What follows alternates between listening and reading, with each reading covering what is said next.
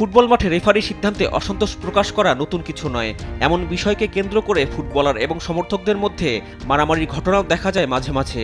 তবে এবার পশ্চিম আফ্রিকার দেশ গিনিতে রেফারির সিদ্ধান্তকে কেন্দ্র করে যে ঘটনা ঘটেছে তাতে রীতিমতো স্তব্ধ পুরো ফুটবল বিশ্ব।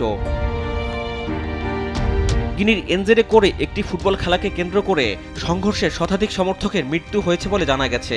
একজন প্রত্যক্ষদর্শী সংবাদ মাধ্যম এএফপিকে জানিয়েছেন, রেফারির একটি সিদ্ধান্ত নিয়ে গন্ডগোলের সূত্রপাত। এই ঘটনায় বেশ কয়েকজন সমর্থক মাঠে ঢুকে পড়লে শুরু হয় সংঘর্ষ। পরে তা ছড়িয়ে পড়ে স্টেডিয়ামের বাইরেও। স্থানীয় থানায় আগুন ধরিয়ে দেয় উত্তেজিত জনতা। গিনির জুন্তা নেতা মামাদি দৌমুবোয়াকে সংবর্ধনা দেওয়ার জন্য এই ফুটবল ম্যাচের আয়োজন করা হয়েছিল বলে জানিয়েছে স্থানীয় গণমাধ্যম।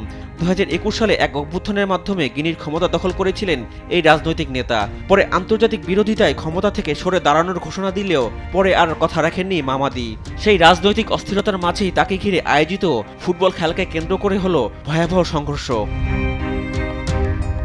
এদিকে সোশ্যাল মিডিয়ায় ছড়িয়ে পড়া এক ভিডিওতে দেখা যায় ম্যাচ চলাকালীন বাইরের রাস্তায় বিশৃঙ্খলা দৃশ্য এবং সেখানে মাটিতে অসংখ্য মরদেহ পড়ে থাকতেও দেখা গেছে। নাম প্রকাশ না করার স্বার্থে স্থানীয় হাসপাতালের একজন ডাক্তার জানিয়েছেন, হাসপাতালে যতদূর চোখ যায় সারিবদ্ধভাবে মৃতদেহ রয়েছে। অন্যরাও হলওয়েতে মেঝেতে পড়ে আছে। মর্গ পুরোপুরি পূর্ণ।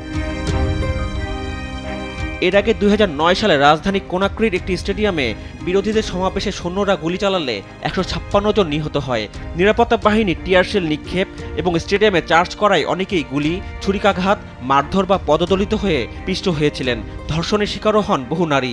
পরিস্থিতি দেখে মনে হচ্ছে এবারের ঘটনা ছাড়িয়ে যেতে পারে আগের সব কিছুকেই। রিফাত আঞ্জুম, দেশ টিভি, স্পোর্টস ডেস্ক।